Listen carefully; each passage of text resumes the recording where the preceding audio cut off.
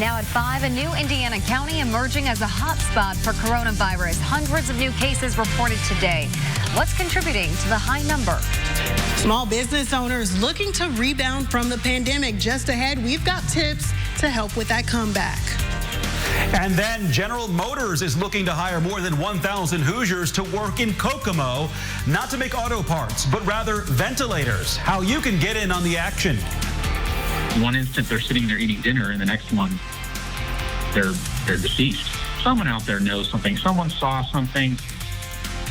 Tonight, a plea for information from Metro Police after an 8-year-old boy eating dinner in his own home is killed by a stray bullet. This is RTV6 News at 5, working for you. Good evening to you at 5 o'clock. I'm Mark Mullins, broadcasting live from my home as RTV6 continues following social distancing guidelines. And I'm Amanda Starrentino. First tonight, new direction as Indiana rebounds from the lockdown.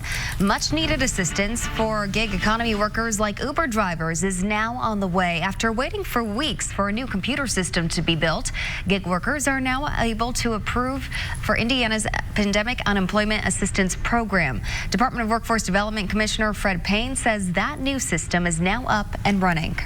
We started accepting applications on this past Friday, and we received over about 65,000 new applications. Now, some of those were duplicative of the individuals who had already applied under our old system, and that information got carried over.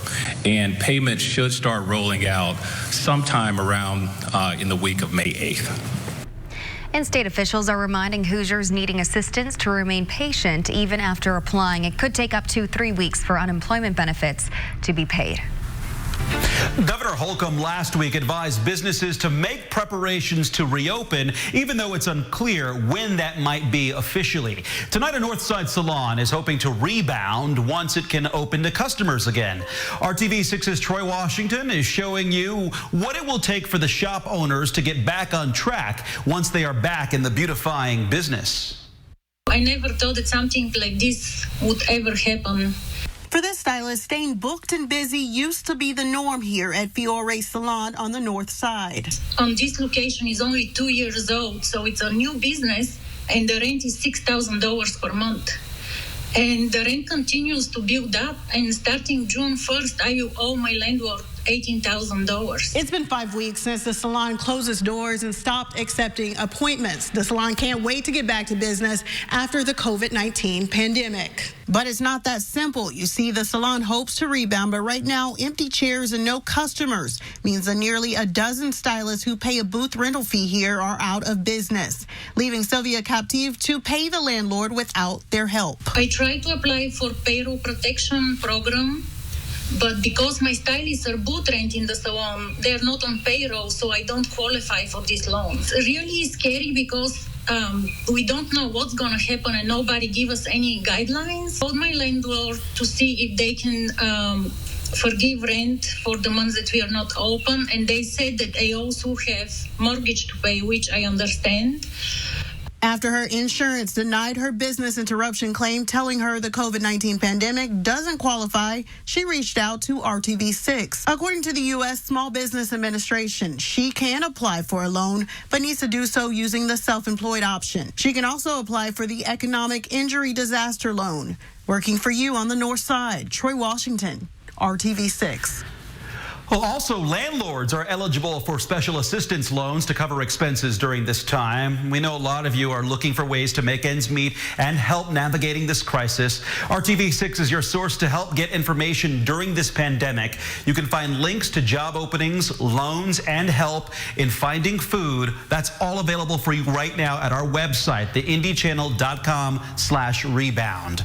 A big donation today by Glick Philanthropies to the Indy Chamber Small Business Loan Fund will go a long way to help keep small local businesses afloat. Glick is donating $250,000 to the Chamber's Rapid Response Loan Fund, and as of this morning, that fund has closed on over $2 million in emergency loans of $1,000 to $25,000 from its current $6 million fund. The average loan is $19,000, by the way. Over half of those were to minority-owned or women-owned businesses. Today, the city of Fishers Hoosiers is now accepting applications for its small business startup and recovery loan program.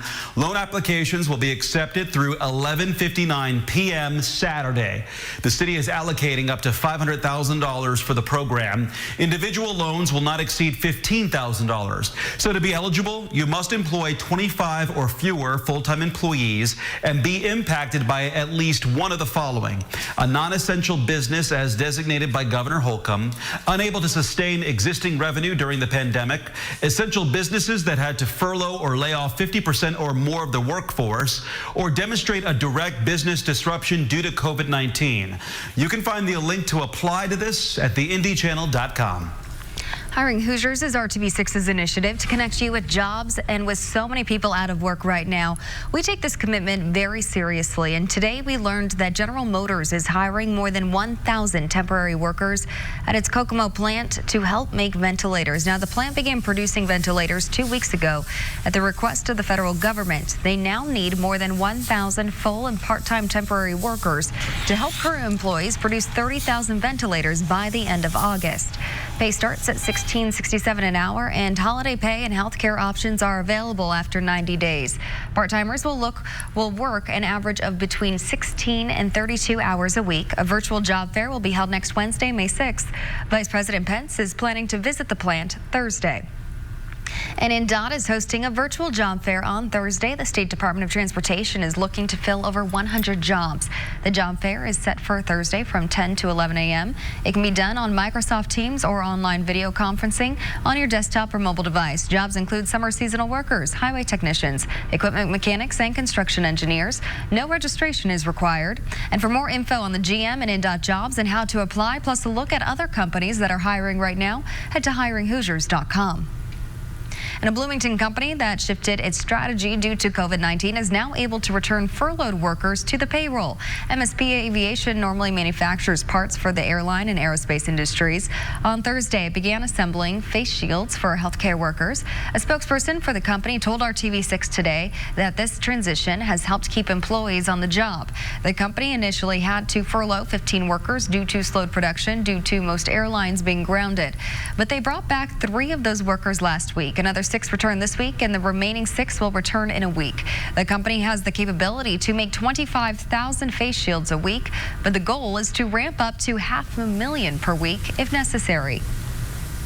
Now let's get to today's numbers on the medical front. The spread of coronavirus across the state of Indiana. The State Department of Health added 31 more deaths to the total death count. Those deaths happened between April 10th and yesterday. The state reports the numbers were when they received notification. So 844 Hoosiers have died from COVID-19 altogether. 963 more people have tested positive. Those numbers coming in between Wednesday and yesterday. Nearly 85,000 people have been tested in total. The state says the largest number of those new positive cases, 439 of the 963 that we've told you about, are in Cass County, north of Indianapolis, and related to an outbreak at the Tyson meat packing plant in Logansport. The plant was shut down, and we now know that several hundred of its 2,200 employees have tested positive so far. Cass County has a 1,025 positive cases there. The entire county has a population of about 38,000. About 91% of those who have died are ages 60 and older, with the largest number in the 80 and older age group. We also learned today that about a third of the overall deaths have occurred in residents of long-term health care facilities. Around the world now, cases have now topped 3 million and more than 209,700 deaths. More than 55,000 of those deaths are in the United States, but nearly double that number have recovered in the U.S. Tonight, Metro Police are pleading for your help for information in the shooting death of an 8-year-old boy on the east side nearly a month ago. A child sitting in his living room finishing dinner. A stray bullet went through the window of a home in the 3200 block of Tacoma Avenue just after 11:15 the evening of March 31st. 8-year-old Roderick Payne Jr. was hit and he died from his injuries. A Metro Police detective said today no one at all has come forward to provide any information as to who was involved or what led to the shots being fired. He said someone knows something about the shooting that claimed the life of a boy who liked to ride his bike, color, and sing in his church choir. This is a child. He wasn't out doing things he wasn't supposed to be doing and got caught up in a situation. He was eating dinner in his own home and did absolutely nothing to bring this upon himself. If you have any information that can help police with this case, call Crime Stoppers at 317-262-TIPS, where you can remain anonymous, or the IMPD Homicide Office at 317-327-3475. RTV6's partner United Way is not only helping feed families during this difficult time, but giving kids the gift of reading. I'm Stephanie Wade with the impact this is having on Hoosier families. Temperatures, they're going to be much warmer tonight. We'll talk about other changes for tomorrow. One will be the rising rain chance late in the day. More details on that timing coming up.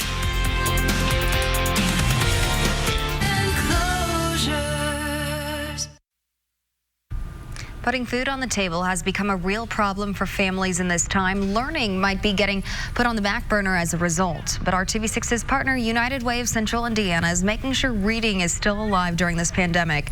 Our Stephanie Wade shows you how they're working together and touching hundreds of Hoosier families tonight. Families are getting something special along with their weekly food distribution provided by Lawrence Township Schools, something the kids might be extra excited about. I think it's very awesome, and I really appreciate it.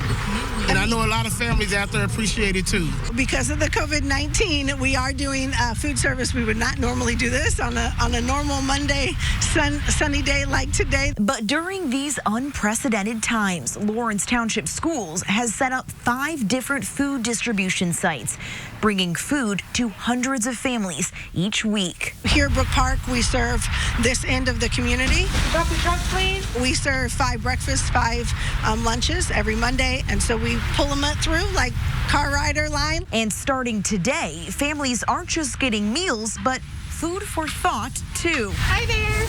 Would you like some books today?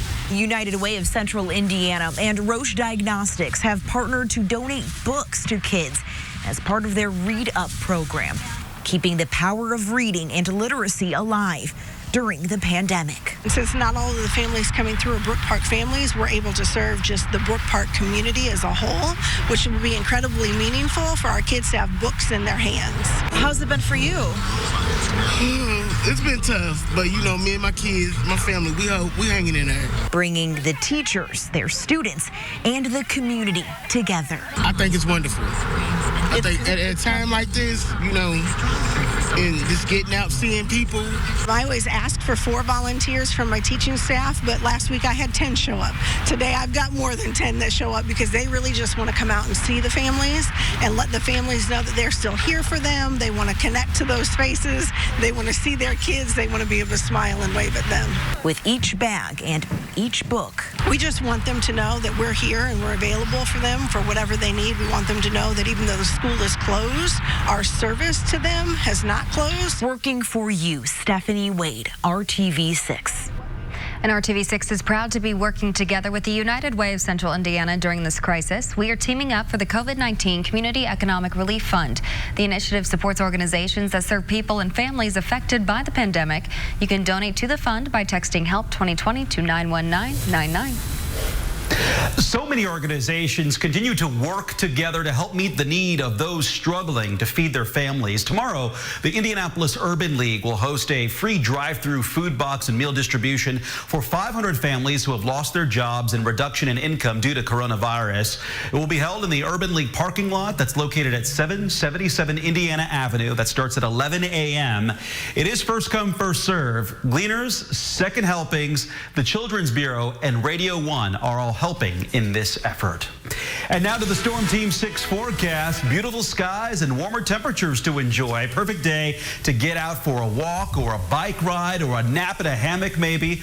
Chief Meteorologist Kevin Gregory has been working at home, tracking some changes for the week in store. Hey, Kevin. And one of the changes on the positive side, temperatures will go up. We'll get to that in a second. But sunshine and 60s, that was a perfect combination for a little picnic today along the downtown canal. Enjoy a little lunch, watch others, enjoy the sunshine, and walk the canal, all while keeping distance.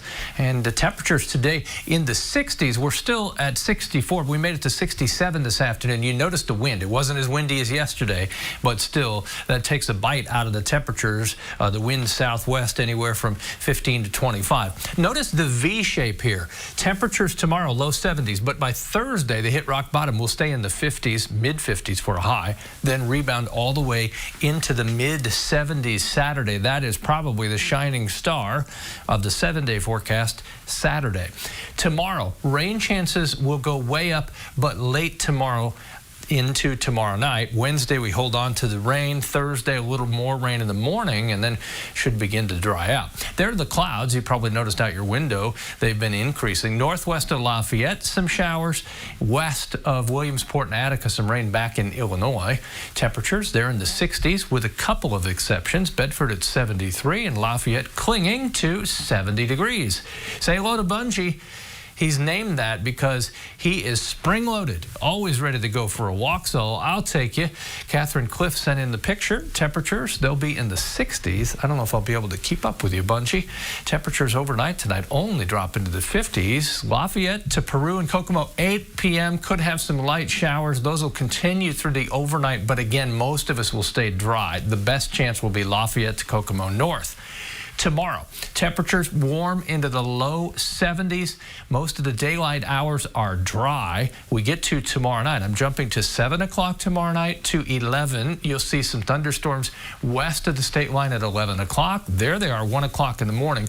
A couple of these could be strong to severe. Damaging wind would be the main threat.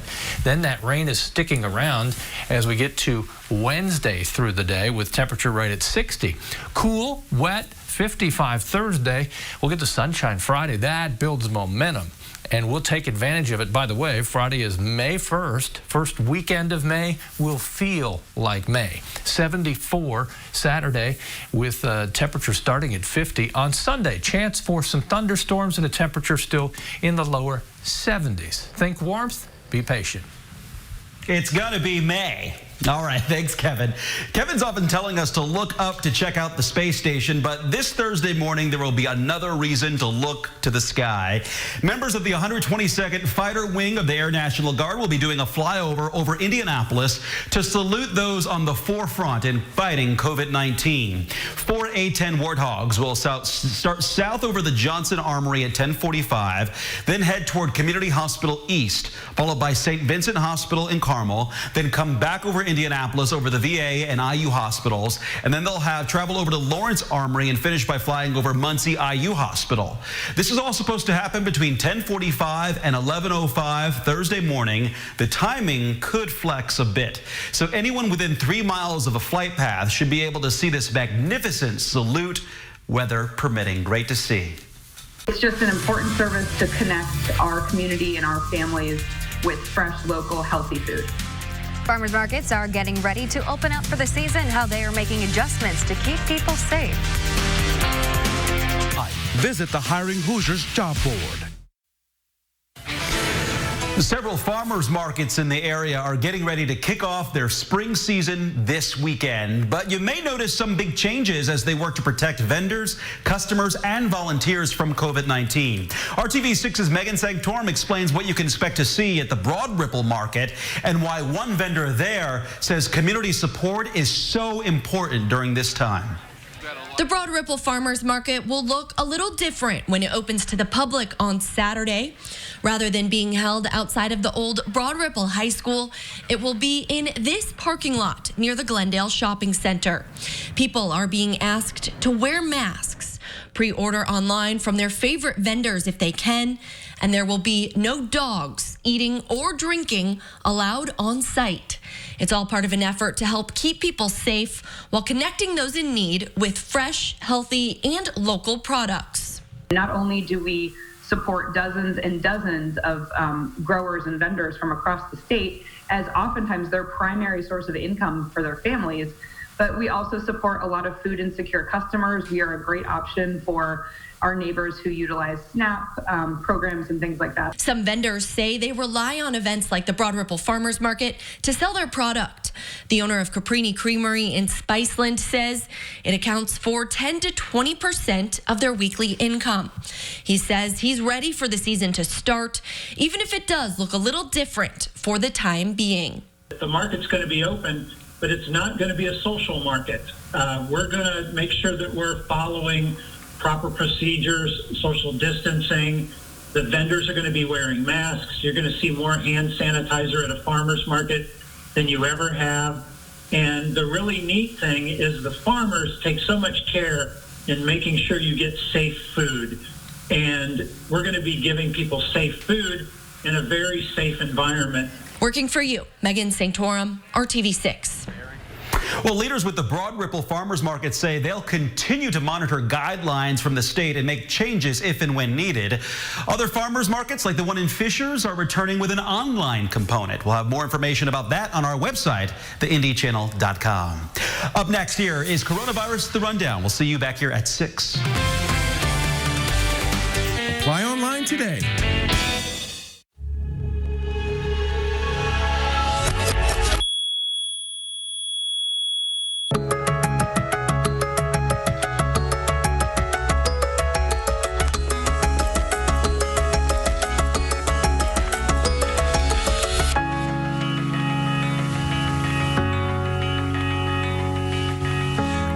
To Coronavirus The Rundown. I'm Chris Stewart.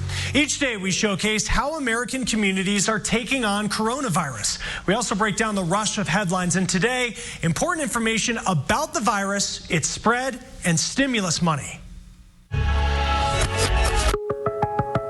The CDC added 6 new possible symptoms of coronavirus to its list: chills, repeated shaking with chills, muscle pain, headache, and loss of taste or smell. The CDC also tweaked shortness of breath to include difficulty breathing. The World Health Organization says there is no proof recovered patients have immunity. It published a scientific brief warning there's not enough evidence that the presence of antibodies guarantees immunity. The Infectious Disease Society of America recommends recovered patients continue following preventative guidelines. New updates mean more people should get past the payment status not available message on the IRS's Get My Payment tool.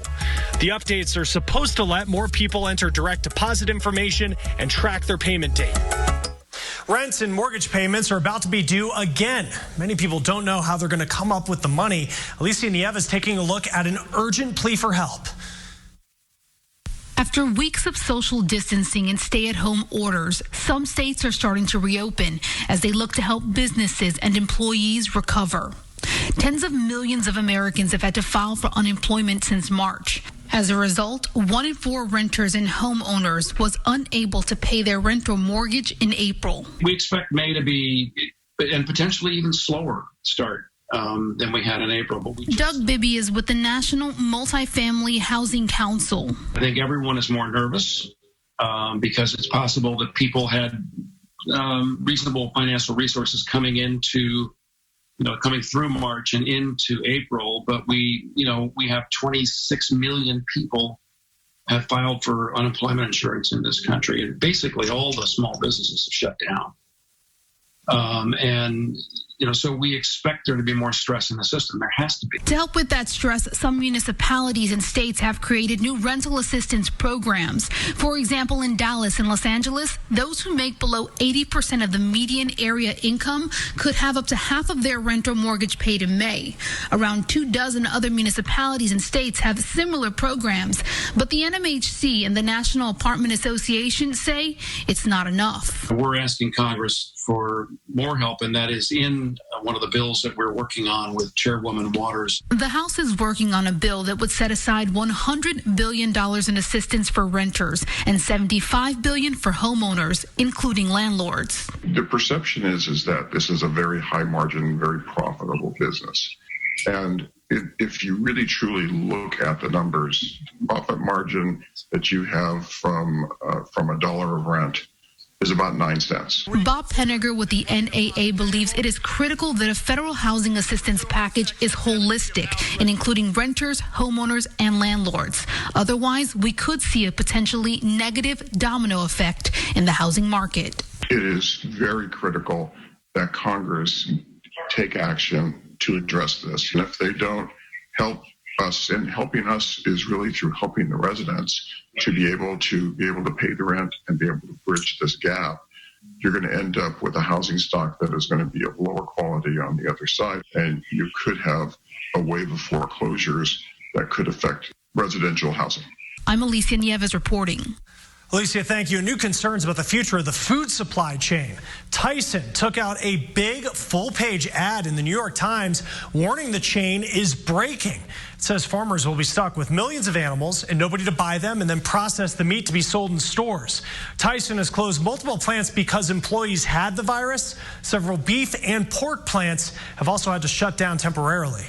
There's new hope insurance companies won't have to raise premiums next year. This is according to Reuters.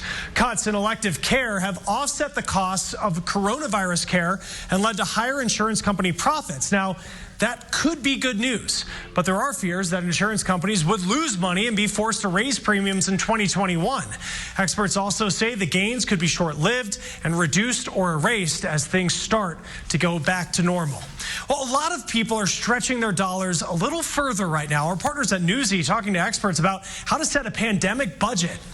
Boiled down to the essentials like housing and food and medical care, and get rid of everything else and anything that you don't really need. So you write down information like how much it costs for housing, transportation, as well as things like food, utilities, insurance, medicine, and then of course debt payments.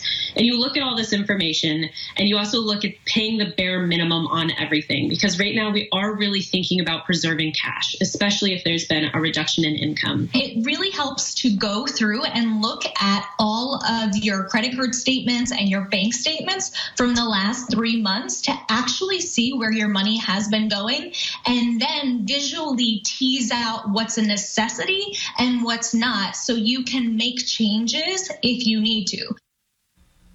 European countries were dealing with coronavirus before it became a big issue in the United States, and they're just now taking the initial steps to go back to normal. Italy, which has had the highest death toll in Europe, is now reporting its lowest numbers. This is the first time it's dipped since mid-March. The country will also allow some access to parks and will allow funerals with a cap of 15 people next month.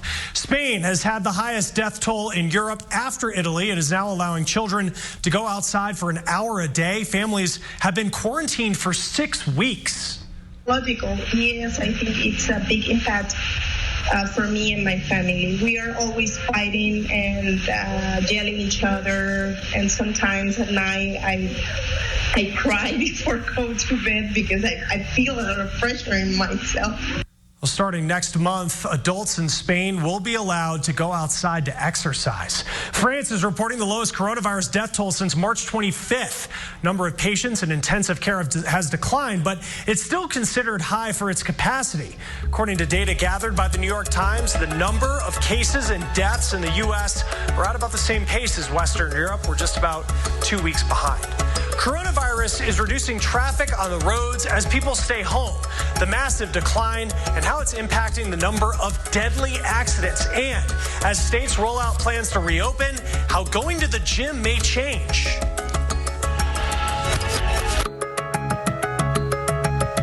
Working for you.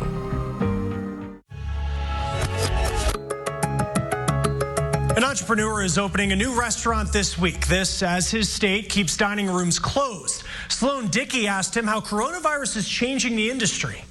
This is good. Juan Padro, we got like a little fondue, is busy. Everyone is currently busy, yes. We are busy making dough. In fact, the whole team at Bardo has been busy all week making food. Making pastas, making quesos, making hummus, making pita chips, making things like that are actually sold retail. Feeding frontline workers. Today, we are doing 200 meals to Denver Health. We'll have done over 1,000 meals to healthcare workers this week alone. Oh, yeah. And did I mention? Jabroni and Sons starts on Tuesday out of this kitchen. They're opening a new restaurant. We're going to open one.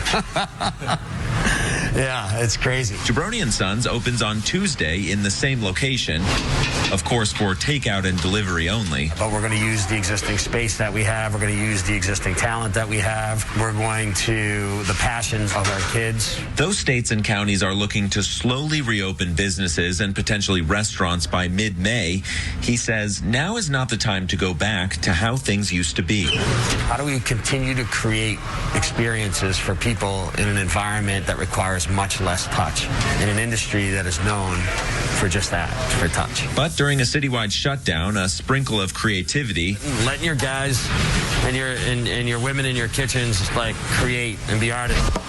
And a touch of inspiration. Anytime you walk in and you smell pizza and pasta and garlic and fresh bread and dessert, I mean, that is comforting to me. Might just be the right ingredients for how to make a new restaurant work. It's not great for my waistline, but it's great for my psyche. Sloan, thank you. Now, with some states starting to reopen, some gyms are among the first places to open their doors. Now, what we see inside is going to look a lot different from what we saw before coronavirus. We talked to the founder of the Association of Fitness Studios, and he says many of the precautions that we're taking in grocery stores will translate to gyms. Social distancing if they have to when they walk in, hand sanitizer when they're right there, at least 6 to 8 to 9 feet of space in between people when they're working out, whether it's in a one-on-one setting or group setting. It's also possible gyms will set limits on how many people are allowed at a time, especially boutique gyms. Those will likely have people use every other workout station. From the perspective of the client's mind, they really need to make sure that they have a really well kind of defined personal space, if you will, that allows them the ability to kind of have that freedom to do what they need to do without having to worry about somebody sweating on them, that's 30 feet or not 30 feet, just right next to them. Now, in general, gyms will likely have to educate employees more about how to keep their spaces clean. Unfortunately, not all gyms and fitness studios will reopen, as some have been forced to file for bankruptcy. Well, don't change your birth plans because of coronavirus. Medical professionals are sending that message to pregnant women. Hospitals and accredited birth centers are still the safest places to deliver. What I found is it's not necessarily the woman that's worried, it's her family members and friends who are telling her, you shouldn't go to the hospital. If there's questions still, she should talk to her obstetrical care provider and ask, what are you doing at the hospital to protect me? And you want to find out what those protection policies are. Dr. Shannon Clark says know and follow local guidelines. She recommends having a backup plan for kids and family in case hospital policy limits visitors. Dr. Clark also says let the hospital know if you have any coronavirus symptoms. And based on what we know so far, experts say it is unlikely it can be passed from mom to baby before delivery. The biggest risk for spread is after the baby is born. Coronavirus is changing traffic patterns in cities everywhere. Bo Evans reports there's less traffic and fewer deaths. California is infamous for its bad traffic.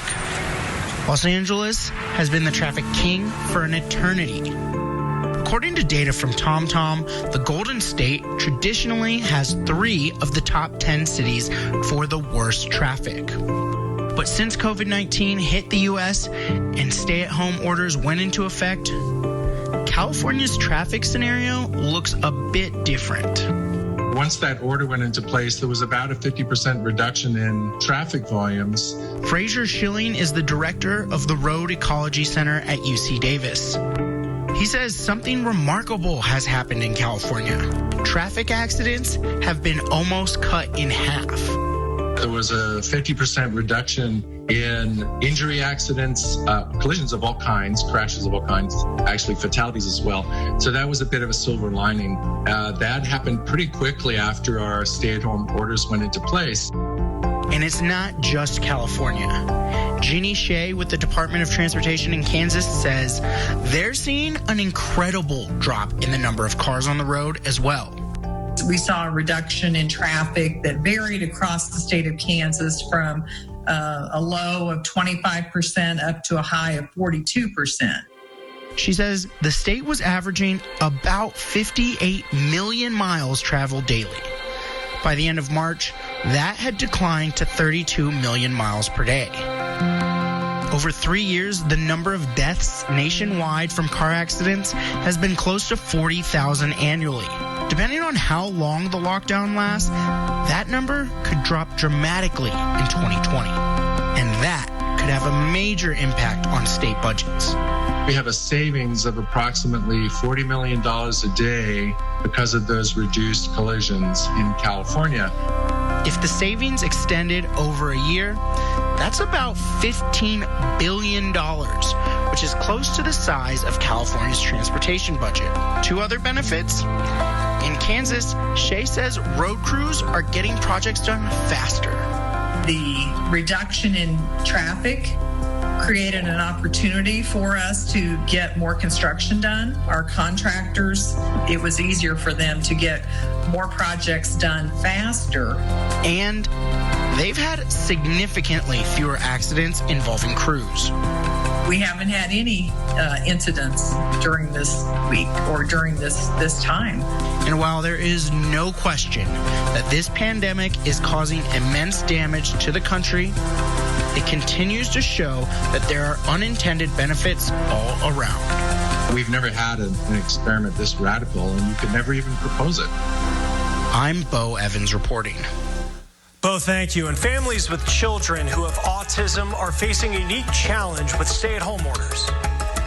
Every day they're losing that therapy, they're taking a step backwards. How families are trying to keep their kids from losing necessary skills. Together, working for you.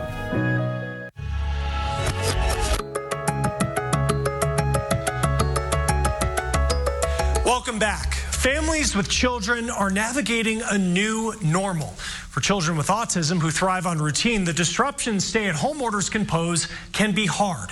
And as Maya Rodriguez shows us, there's a potential for them to forget coping skills that have taken years to build. For Kristen Teodoro and her son Hudson, this is what therapy looks like in the time of COVID-19. My husband and I have, we've had to completely adjust to this. This is completely a new way of life for us. Hudson has autism. He's nonverbal with attention deficit disorder. His mom, Kristen, says staying at home because of the coronavirus has been especially disruptive to Hudson's therapy progress. It's not like you're pressing a pause button that you can, hit resume when this is all over.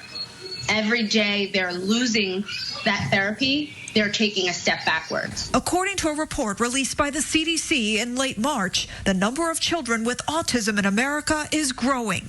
Now, 1 in 54 kids, a 10% increase over numbers seen in 2014.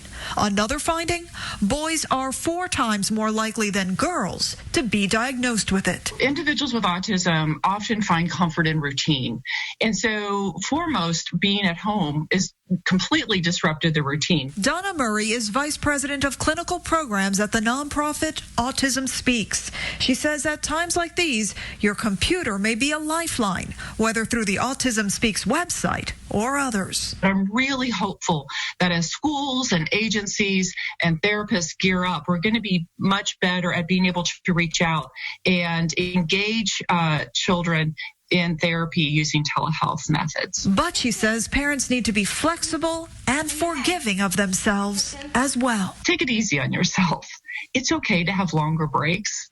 It's okay to have a little more TV time or computer time than usual. April is Autism Awareness Month, and Kristen and her family are helping Hudson tackle each day as it comes. I'm in the same boat as every other parent, but my biggest thing is don't put too much pressure on yourself. You're trying your hardest. This isn't your forte. You're not an educator. You're not a therapist. You're doing your best, and that matters. Especially for those who matter most. I'm Maya Rodriguez reporting. Maya, thank you. And a new dad got to participate in his daughter's birth, all thanks to some creative nurses. How the clear mask they sewed helped him in the labor room.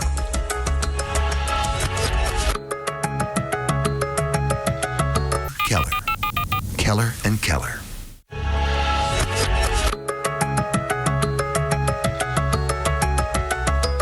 Welcome back. Each day we end the rundown with stories to remind you of the good that is happening right now. And today it is the nurses who went above and beyond to help new parents overcome a major hurdle. Will and Jennifer McKendry just welcomed baby Cooper Lynn into the world. Now, Will is deaf. He relies on lip reading and visual cues to communicate. Now, you can imagine the challenges a typical mask would have posed to communication during the birth. Members of the hospital staff, boy, did they step up to the plate. They sewed him a special mask, and they used heavy-duty page protectors to create a window over the mouth. I just started crying. It was very emotional. It just was really special for him and for us that they took the time as nurses and medical professionals that are risking their lives. Awesome stuff. Now, after just a few tweaks to the original masks, they were able to communicate during birth and all was well. Great stuff there. And that's all the time we have today for Coronavirus The Rundown. We'll see you next time. I'm Chris Stewart. Thanks for joining us.